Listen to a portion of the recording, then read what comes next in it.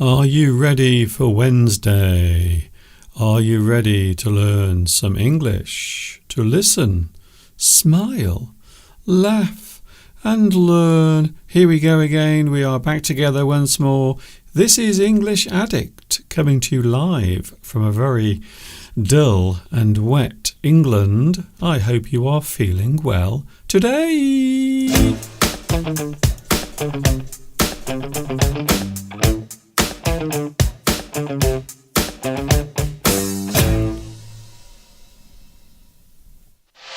We are here again. It is Wednesday. It is a super Wednesday. It is a happy Wednesday. I hope you are feeling good today. Hi everybody, this is Mr. Duncan in England. How are you today? Are you okay? I hope so. Are you feeling happy today? I really hope you are feeling good. And we are back together again. It is lovely to have your company here on Wednesday. A special live stream dedicated to the world of English. And as you know, the world of English is a fun and exciting place to be.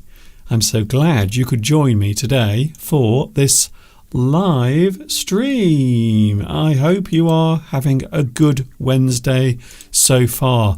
It is a strange day with the weather here in England. I know a lot of people love listening to me talk about the weather. We have rain at the moment. We've had everything today. We had sunshine and then we had lots of cloud and now we have rain. It is looking rather dull, to be honest with you. Apparently we are going to get lots and lots of rain over the next few days as well. I'm not sure what is going on, if I was honest with you. I have no idea what is happening with the weather. We are back together. It is lovely to be here with you as well. Wherever you are watching in the world, wherever you are at the moment, you are welcome to join me today. We are coming towards the end of September already. So next weekend, next Sunday, will be my final live stream of September. Next Sunday. Already we are approaching October. Of course, you don't need me to say, October will be a very busy month, because I will be celebrating another year on YouTube. So I am looking forward to celebrating next month. How many years have I been doing this? How many years? Is it 5? No. Is it 10? No. It's much longer than that. Is it 15? No, it's not 15 years. This year it will be 18 years since I started doing this on YouTube, since I started teaching English on YouTube way back in 2006, when YouTube was very small and it was just developing still.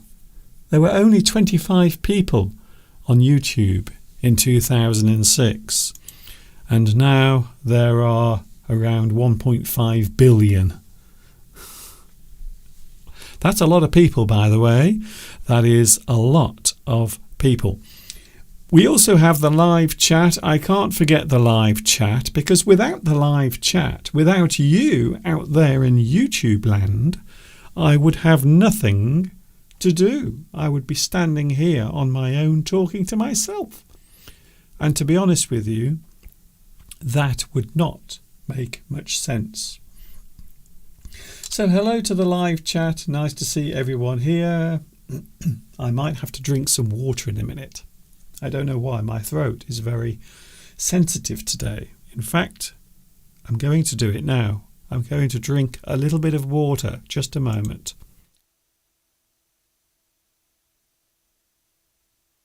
Ooh, that's better. Yes.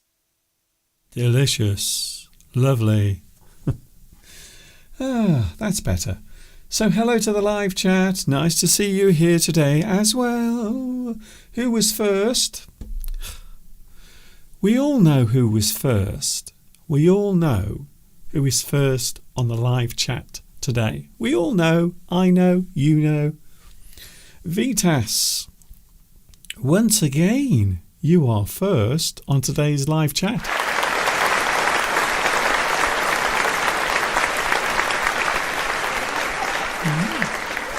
Very nice. We have a lot of things to talk about today. We are talking about commands. You command. You make a command.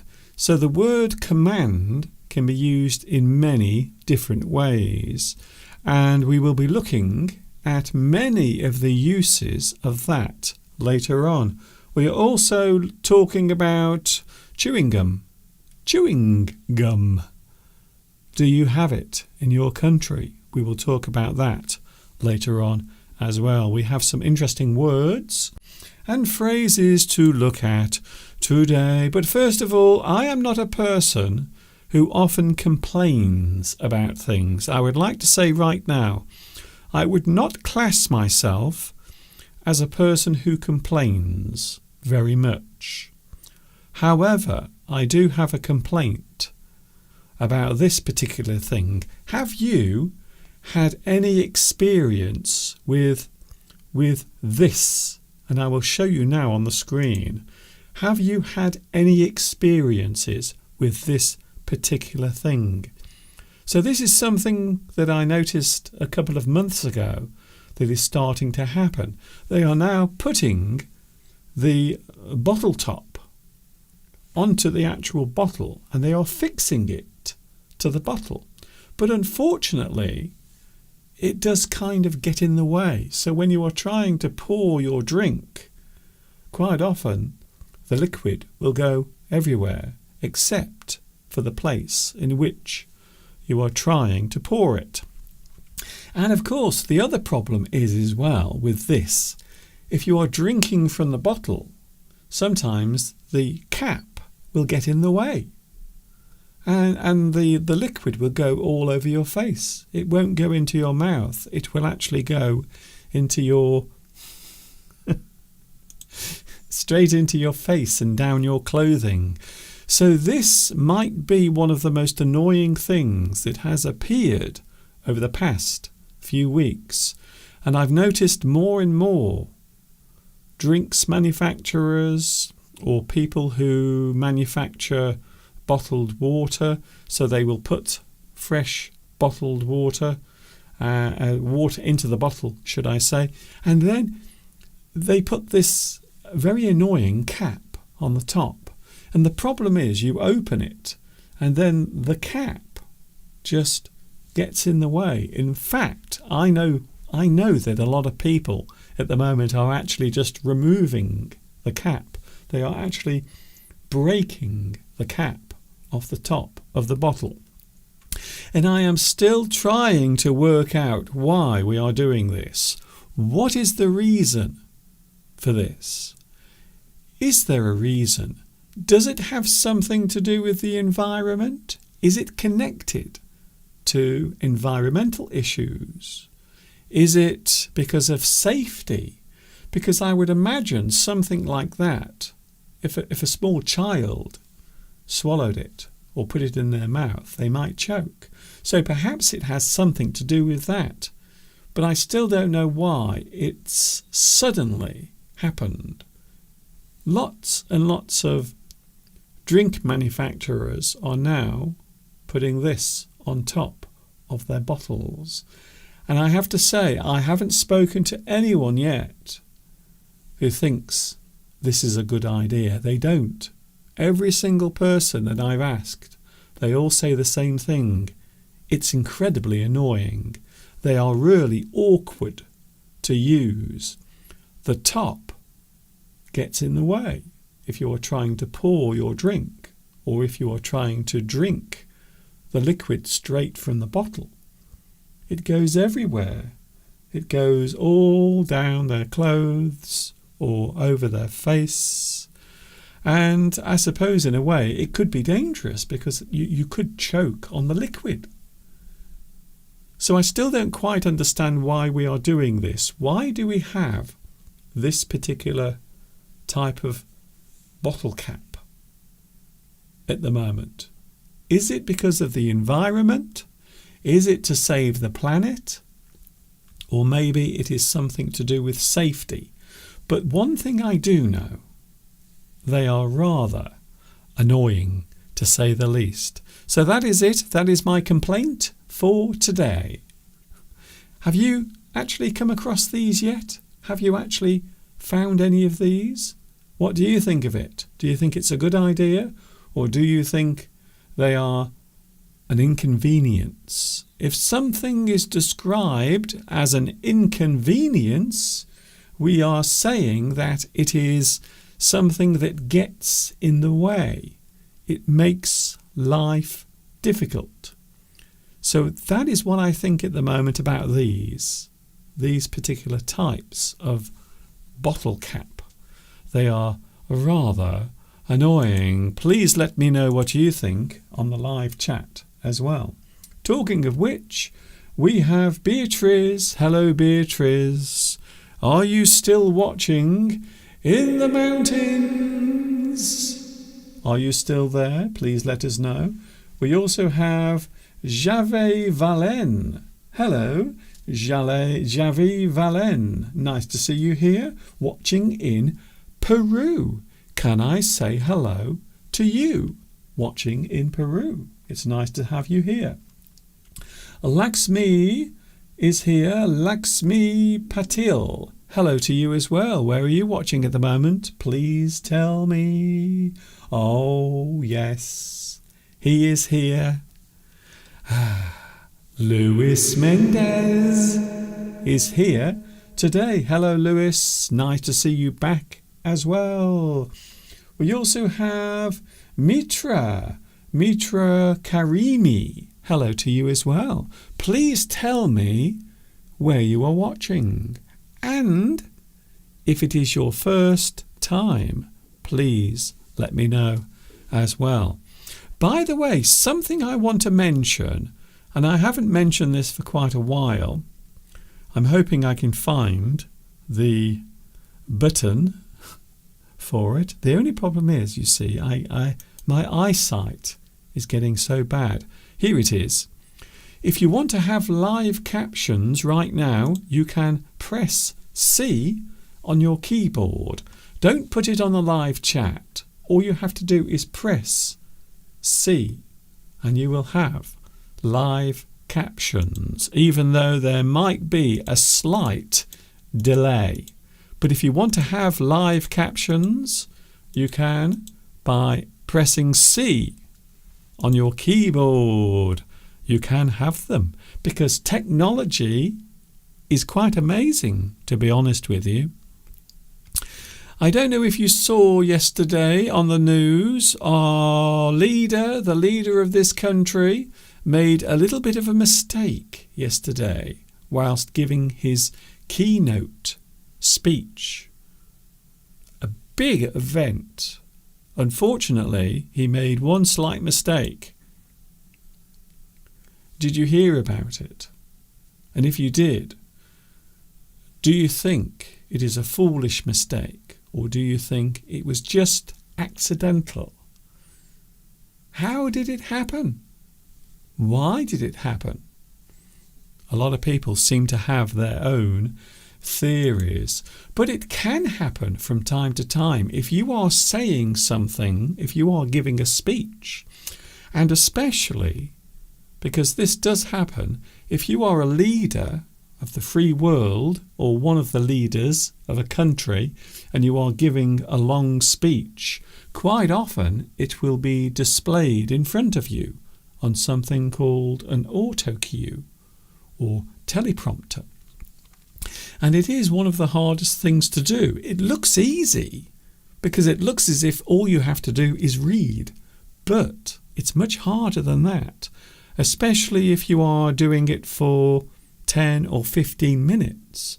So I think it is possible sometimes for your brain to stop working for a few seconds, even if you are reading something from an auto cue or a teleprompter.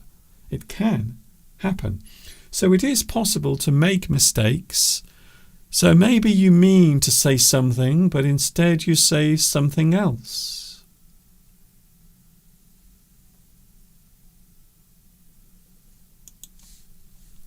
It can happen from time to time. Live chat is now very busy. Apparently, Javi says the new bottles are designed for people to lose the liquid, and so they will have to buy another bottle. I like that. That's a good theory. I haven't heard that one yet. So yes, it could be. Beatrice says yes, they are very annoying, those bottle tops that you can't remove. Apparently, they are also around in Argentina as well, and apparently a lot of people find them annoying. Very annoying, in fact. I don't normally complain. Only sometimes. I only sometimes complain. But this is something that has been getting on my nerves for quite a few weeks. If something is getting on your nerves, it means it is annoying you. It is something that is creating annoyance for that particular person. So that particular thing is getting on my nerves. It is very annoying. Can I say a big hello to Irene Apraxine? I am very pleased to see you here, and we did mention you on Sunday as well. Many people today on the live chat are also sending their condolences to you for your recent loss, including myself and Mr. Steve as well. Claudia is here as well. Hello, Claudia. It's nice to see you here on the live chat. I don't know why they are doing it. I really don't. I have no idea why they would make drinking liquid or pouring water from a bottle. Why would you make it so complicated? I really don't know why. Can I say hello to Korea? Hello, Korea. I do have a lot of people watching across Asia, including Korea, Vietnam. Also, we have Japan watching as well. We have lots and lots of people watching in India and Pakistan as well. Lots and lots of parts of Asia are watching. We even have people watching, not many, but we do have some people watching in China. Not many, because as you know, YouTube is blocked in China. So it is very difficult to watch my live streams or even YouTube. It's very hard to watch YouTube if you are living in China. Hello, Mohammed Nifin, who is watching in India. Hello to you as well. Nice to see you here as well. Thank you very much. Very nice to see so many people watching today. We have a few things to talk about. We are looking at command. The word command. To have control or to instruct or to give orders. We will be looking at that a little bit later on. Here is an interesting word, and this is something I want to look at because I do like to look at lots of different types of words that exist in the English language. And here we go now. Do you know someone who is a purist? The word is purist. A person who is a purist. Maybe that person is rather fussy. Maybe they only do or use or follow something of the very highest standard. One who will only accept the best or highest quality of something can be described as a purist. And we do hear this word quite often, especially a person who does something in a very particular way. Maybe a person who has an interest in one particular thing. We might describe that person as a purist, a person who will only accept the best or highest quality of something.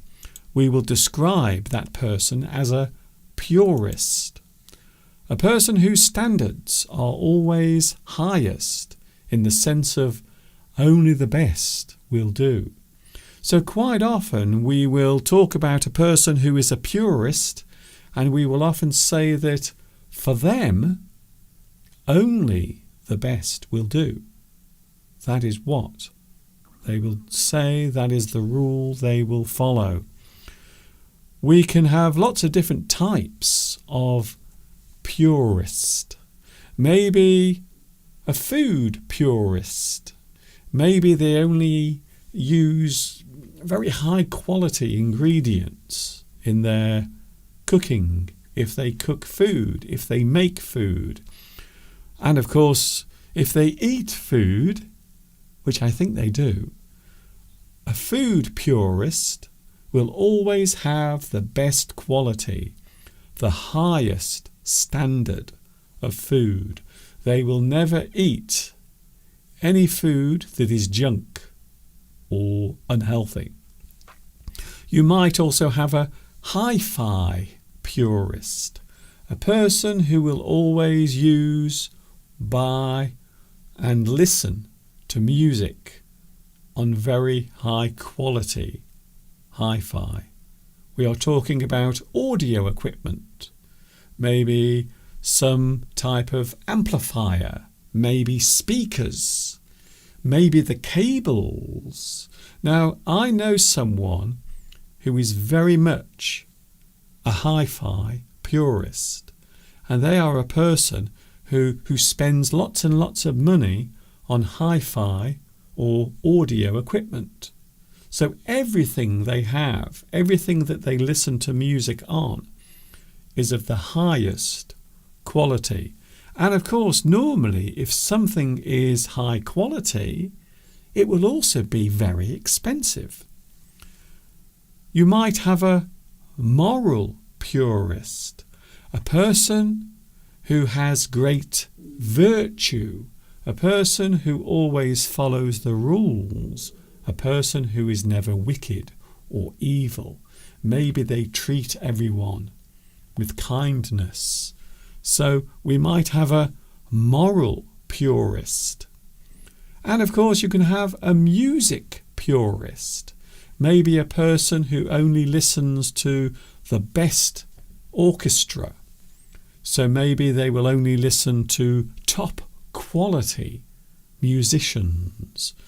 They will always insist that the music that they listen to is performed by the very best musicians. You can also have an art purist. If a person is an art purist, then that person will only look at art that is of very high quality. Maybe they will go to galleries and look at fine art. They are very particular. They will only look at very high quality art. So an art purist is a person who will only look at high quality art. So it is possible to be a purist in many different senses. A movement in early modern art using simple shapes and forms can be described as purist. So this particular area here that I'm showing on the screen relates to one type of art. In this sense, the purist movement is early modern art. So instead of using shapes and definite detail, a lot of early purists would just use the outline or the general shapes of things without showing much detail. So when we talk about purist art, we are talking about a type of art that you might describe as abstract. And finally, in religion, you can have a Puritan. A Puritan is a person who adheres to the teachings of strict morals. They will follow all of those strict moral rules precisely. So a person who is described as a Puritan can be a person who follows all of the strict rules of, I suppose, any religion, but also a particular type of religion as well. They follow all of the strict rules very carefully. Maybe too much, in fact. And there it was. An interesting word, Puritan. I suppose, if I was honest, there are probably not many Puritans around anymore. I suppose most people are willing to look the other way when something bad is happening. Not always, but it can happen. We will be looking at chewing gum in a few moments. Something very popular. I remember when I was growing up, a lot of kids in my school would chew gum. Something you would put in your mouth and you could chew it for days and days and days. I was wondering if it is still popular, because I remember many years ago, if you walked around the streets, you would often put your foot on some chewing gum. And then, of course, it would get stuck to your feet. And it can be quite annoying as well. So chewing gum. Some countries do not like this particular thing. They have banned it in some countries. Chewing gum is a thing that a lot of people like to chew because they find it relaxing. Quite often people who are trying to give up smoking, they will often chew gum. They will chew on something to help them relax so they don't get the urge, they don't get the feeling of wanting to smoke. So what about you? Do people still chew on gum? You don't see many people doing it anymore. It used to be something that lots of people did. I remember at school, the school that I went to, my high school, they actually banned all chewing gum. For the main reason was that the kids would chew the gum and then they would stick the gum under the desk. They would put the gum under the desk or even on the chair. So maybe you would sit down on the chair and suddenly you would feel something that should not be there. A piece of chewing gum is now stuck to your bottom. So is it still popular where you are? Maybe, and there are countries that have banned chewing gum. Singapore is a good example of that. So in Singapore, you cannot at all chew gum. In fact, if you are caught chewing on gum in Singapore, they will fine you. They have very strict rules in Singapore. If you are ever thinking of going to Singapore, they do have lots of very strict rules. One of them is the use of chewing gum. You are not allowed to do it. Beatrice also says the same thing. I am not seeing many people chew on gum nowadays. I think it is going out of fashion. I think it is. Maybe in some places it has become unacceptable. Social acceptance can also be social unacceptance as well. So perhaps chewing on gum has become unacceptable. Of course, the other thing, I always think it looks rather rude if you are chewing gum.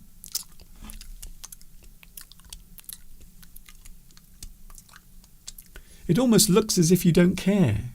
It looks as if you have a bad attitude. So imagine turning up to a job interview. Imagine going for a job interview and you turn up and you are chewing gum. Hello, I've come for the job. There is something really bad about chewing on gum. There really is. So here in the UK, we don't see as many people chew gum as in the past. It used to be a big problem, especially if you are walking around the town. Maybe you put your foot down on the pavement and suddenly you feel something sticky underneath. You lift your foot up, and as you can see from the picture there, you can see that the gum will stick to your foot. And for the rest of the day, you will have to walk around with a sticky foot. So what about where you live? Do people still chew on gum? Gianfranco says chewing on gum is not allowed anymore in my country. We haven't banned it here, but many places will not allow you to take chewing gum in. Maybe theatres, cinemas, quite often public spaces will not allow you to chew on gum because people don't throw it away. They just put it on the floor, or maybe they stick it to something. And it can be rather annoying. Palmyra. Hello, Palmyra. Nice to see you here. I have a friend who is a purist. It is the problem to communicate with these types of people because of their moralizing lessons. You might be right, actually. A person who follows the rules too much can actually be a person who could be difficult to get along with. You might find that you will always be arguing with that person. So I think these days it is hard to be a purist in the sense of morality because everyone is different. We live in a world where there are so many people around and they all have their own opinions, their own ways of thinking. Perhaps some of the things that I think are different from yours, the things that you think. It doesn't necessarily mean that I'm wrong. It doesn't mean that you're wrong. It just means that we have different opinions on certain things. It does not mean those things are necessarily wrong or bad.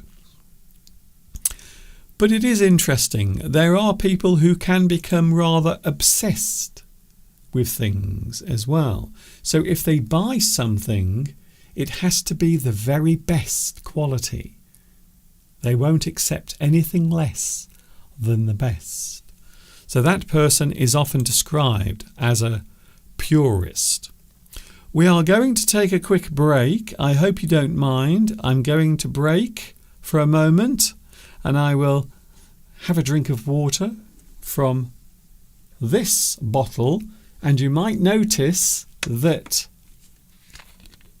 this bottle, you see, the cap comes straight off. I don't have to worry about spilling my drink all over my clothes and getting wet in the process.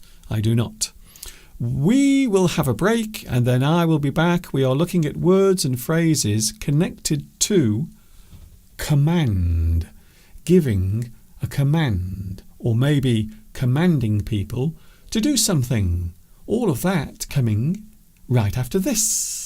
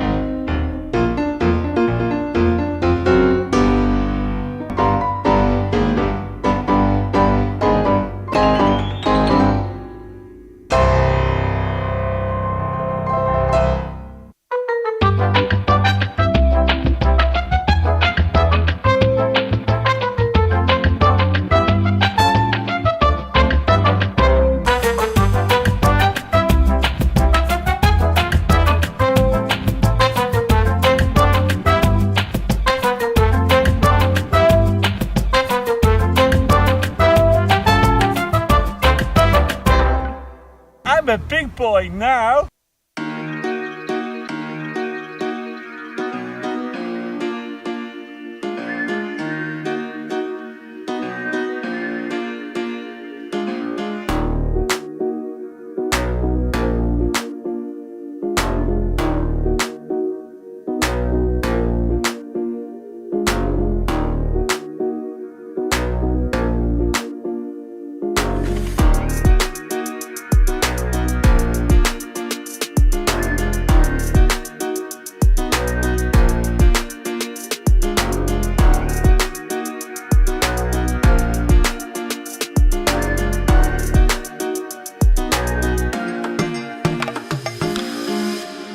It is English Addict and we are here again today. It is Wednesday. My name is Mr. Duncan. I talk about the English language and we are live right now. We always like to look at different subjects, different words, different phrases. Maybe we concentrate on one particular phrase or word. Right now we are going to do just that. We are going to look at a word that can be used in many ways, and there are many other words that can be connected to it. The word is command. So that is what we are looking at over the next few minutes. Command. Words and phrases connected to that particular thing. And I suppose you might say that there are many ways of expressing this particular word and ways of looking at it.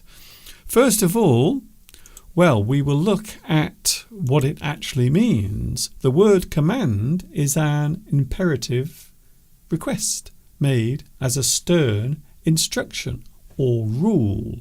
So when we say that something is imperative, we are saying that it is something that is important, something that has to be stressed. A thing, a word, something is imperative. It is something that is given as a warning or a type of instruction. An imperative request made as a stern instruction or rule. So a command normally means something said, an instruction that is given that must be followed.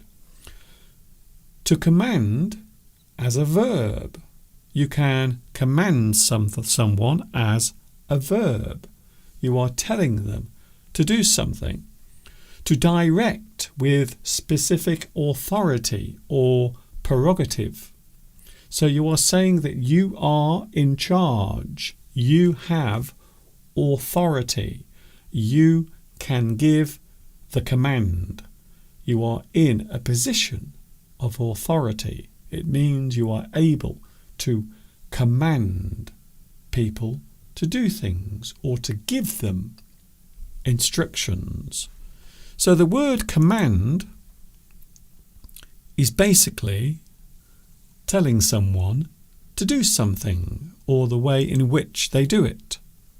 So first of all, we will look at command as a verb. You can order someone to do something. You can order a troop. You can tell them what to do. So command as a verb, it is the actual action, the process of doing it. The request is being given. And there are many situations where commanding something might take place. In the military, for example, you command a group of people to do something. So in that sense, we are using it as a verb. Once again, the word command as a verb. In general terms, commanding verbally will be described as an order. You order someone to do something. So again, in its simplest form, in general terms, commanding will be done verbally. Or, of course, it can be done in writing as well. You order someone to do something. You tell them in the form of a command. You are commanding them. You are telling them what to do. Once again, as a verb, a customer in a restaurant will order from the menu. They will order food. They will look at the menu and then they will ask the waiter for that food. You order food from the menu. So in that sense, you are doing it as a verb. You are doing it. You take part in that social interaction. I'm the customer. You are the waiter. I will order something from the menu. So you are ordering food from the menu. Once again, as a phrase, a person who deserves and expects loyalty, respect, sympathy, or attention. That person commands respect. So perhaps a person who is in charge, maybe the boss, or maybe a person in the military with a very high position or ranking, that person will command respect. So we are using it once again as a verb. This, of course, is not direct. You are not using it with an object. It is more about their own presence in that situation. Sometimes a person who has authority will also command respect. You will expect some sort of respect from other people. To dominate by the location or position. So perhaps one thing commands another thing. For example, maybe there are some mountains by the sea, but the mountains are so huge that the sea almost seems insignificant. So you can say that the mountains command the sea. It means the mountains are the largest feature in that particular scene. Maybe a photograph. Maybe the mountains take up all of the photograph and the sea is only a small part of the image. You might say the mountains command the sea. Overlook. They overlook. Command as a noun. Now there are many ways of expressing command as a noun, normally in the form of an order given by someone in authority, a person who is in charge, a person who has authority, the boss of a company.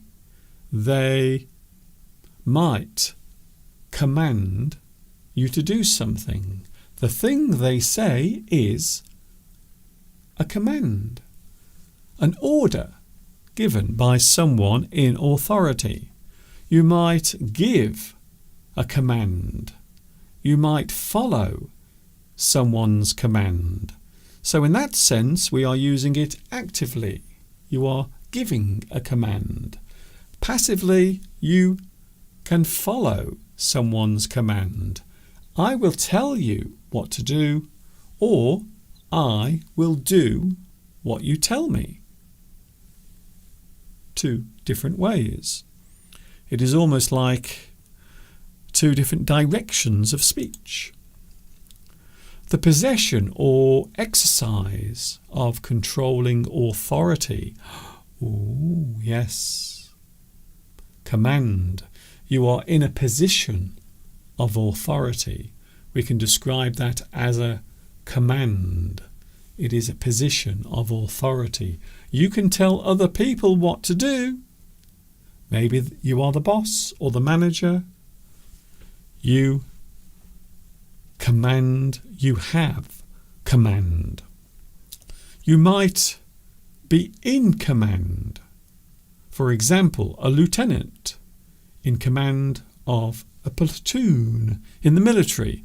So maybe if a person is described as in command, they have authority. They are in charge. They are in command. A royal order is a command. So maybe a king or queen will give an instruction. So this is often used in British English. A royal order is a command. A royal command. The king's command. The queen's command. They are instructing you. They are giving a command. In that sense, we are using it once again as a noun. Getting very technical now. An electric impulse in a computer. The impulse is being sent. Something will happen because of that. That thing will create an action within a computer. An electric impulse in a computer can be described as a command.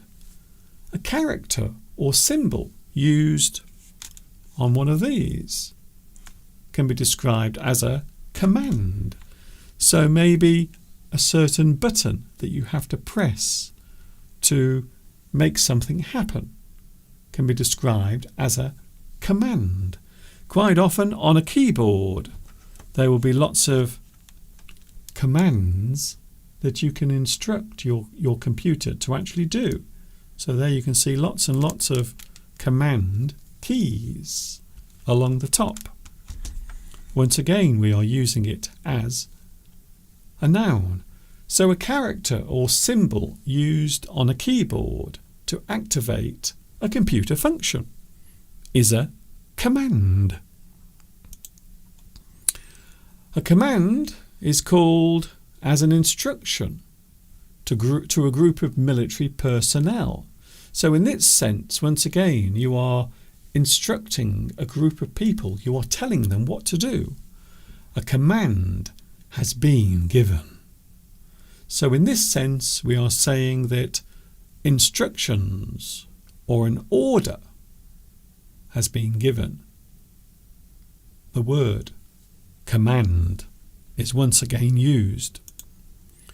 A troop of soldiers can be referred to as a command. So a platoon or a troop can be described as a certain command. You might name them. For example, first command or fifth command. A group of soldiers or military that have been put into a certain group and given a name. Command as an adjective. We can also use the word command as an adjective as well. Of or relating to or for use in the exercise of command. In other words, we are describing the appearance of that action. A command car. So that particular car is used by people in command. You are saying that that car can only be used by those in command, the boss or the leader.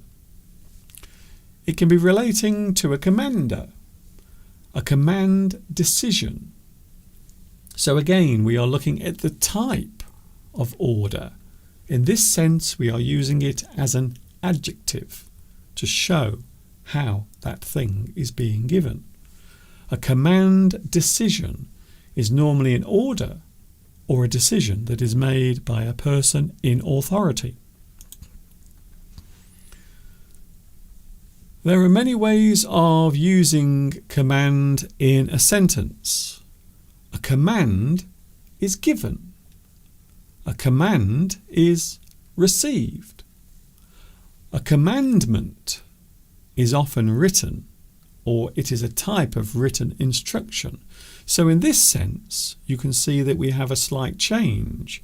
Commandment is the actual thing that has been written down, normally in the form of an instruction. For example, you can have biblical commandments, commandments that have been put forward and things that must be followed. We can use the word commandment. To give instructions. You can give instructions. You advise. You tell them what to do, or maybe you tell them the best way to do it. So I think here I should probably say that this is not quite as strict as command. Normally the word command is something that must be done. It must be done. You cannot change the order. It must be done that way. However, the word instruction or advice is normally given as a way of helping someone. So don't forget there are some differences between the word advise and command. I suppose also we could use the word instruct as well. If you instruct someone, it means you are giving them some sort of training. to train a person how to do something. So you instruct them. You might also give them commands as well. So there might be certain things that must be done in a certain way or in a particular way. You instruct them. You train someone. You can also issue a guideline. When we talk about guidelines, quite often these are instructions or types of advice that are given in law. So you could say that these are types of commands because you have to do them. You have to follow those rules. So sometimes we can use the word command as a definite rule, something that must be followed. You might give a command. You might receive a command. Of course, you also follow a command as well. So the person who receives the command must also follow the command, which means you must do what the command says. That is probably the most important part of a command, to be honest. The most important part of any command is you must do it that way, without question, especially if your boss is asking you to do it. And don't forget, if your boss is talking to you, do not chew gum. Never. It's the easiest way to get the sack or to get fired or even not to get the job in the first place. Do not chew gum. That is my command. You can also respond to an instruction. So something that is given to you as a command or as an instruction, there are many ways of responding to it, and these are some popular ways of responding to a command. You might say, "No problem. Leave it to me. I will sort it out. I will get to it. I'm right on it." Right you are. So maybe you tell me to do something, you give me a command. These are some polite responses that you can give. "Can you fetch me a glass of water?" "No problem." "Leave it to me.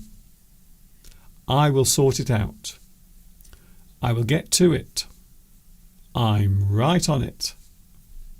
Right you are. So that is a way of responding to an instruction or a request. These are very polite ways, very friendly ways of replying to some sort of instruction or command. We have almost come to the end of today's live stream. We are coming towards the end very rapidly. Can I show you something nice? Last night I was sitting outside and the sun was setting in the distance because now the days are becoming much shorter, and I took a photograph of what I like to call the singing clouds. And it did feel, during that moment, it felt as if the clouds were singing to me. Here is the photograph. So this is what I took last night on my mobile phone. Look at that. So there it is. That is the view looking into the distance. You can see there are some hills, but also you can see the sky. There are some very interesting cloud formations in the sky. And it really did feel, during those few moments, it felt as if the clouds were singing to me.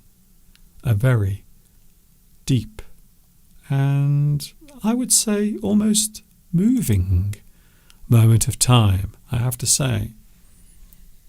Very nice. That is almost it for today. It's almost time to say goodbye.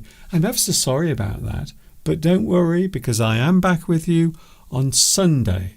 Sunday, I am with you on Sunday from 2 p.m. UK time is when I'm back with you.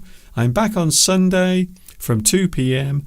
and of course on Sunday Mr. Steve will be here as well. So it won't just be me. It will also be Mr. Steve as well. There will be two of us entertaining you on Sunday. Don't forget also, if you like this, please give me a lovely like as well. That will be ever so nice. You can watch this again later with captions. There will be captions available later. And if you want to watch this again, you can. You can watch this as many times as you want. And most of the things I've talked about today will be helpful to you. They will be very helpful. Thank you very much. And I will see you later. Thank you very much for your lovely messages today. I noticed Pedro. Hello, Pedro. Pedro Belmont. Hello. I didn't see you on the live chat, but a big hello to you just before I go. Thank you very much for joining me today. And I will see you again. This is Mr. Duncan in the birthplace of the English language. That is, of course, England, saying thanks for watching. See you soon. Take care of yourselves. And, of course, until the next time we meet, you know what's coming next. Of course you do. Enjoy the rest of your Wednesday and